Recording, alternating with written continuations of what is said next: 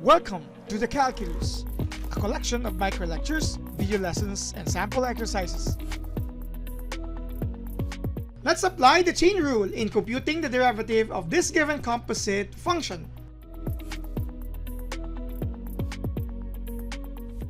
Similar to the previous video, we have here a trigonometric function, but the angle is expressed as another function. So we'll have here f of x is actually the cosine of 4x minus x to the power of 4. Yes, this is its angle.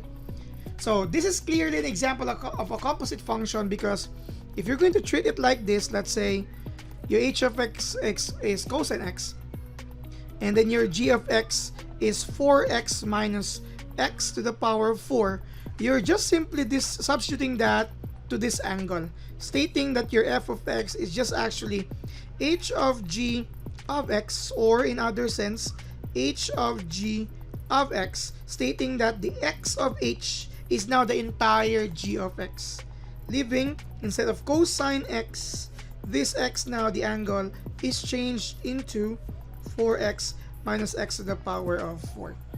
And since this follows the criteria of a composite function, the chain rule is applicable here. The chain rule, okay, so we have this, say for example, h of x can be expressed as this, or again, this simpler form. Its derivative is this one here.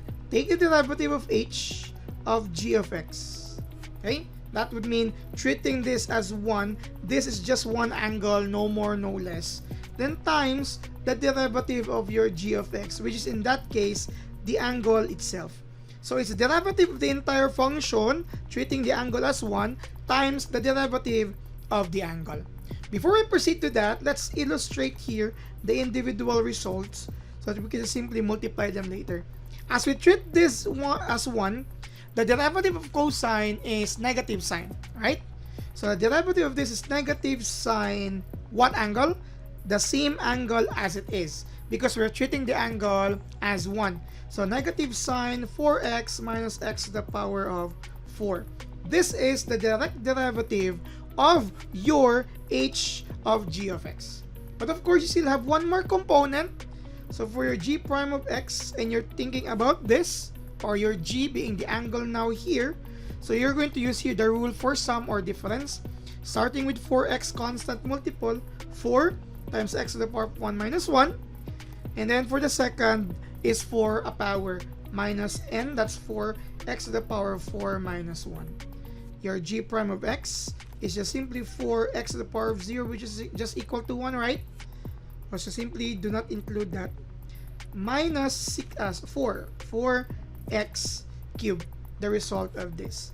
Okay, with that in mind, g of prime of x and this already identified, we can now complete the intended target of f prime of x using chain rule.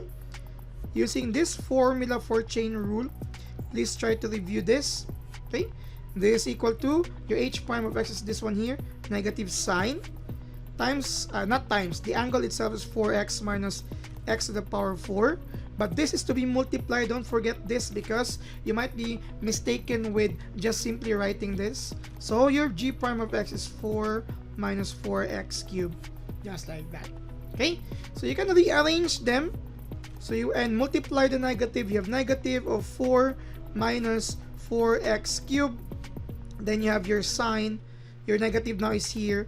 Okay, you don't need to write another negative. The angle 4x minus x to the power of 4. Okay, others will still like to multiply that, you may, okay, or I will just stick to this, that's okay. Or if you're going to multiply that, make sure it's still a grouping symbol, negative 4 plus 4x cubed. Not to remove the grouping symbol, because it's the entire binomial to be multiplied by this. Okay, so sine 4x minus x to the power of 4. So this is clearly, with the use of our chain rule, an example of a composite function, and this is the result for that. You might want to review on this together with all the necessary details. Thank you very much for watching.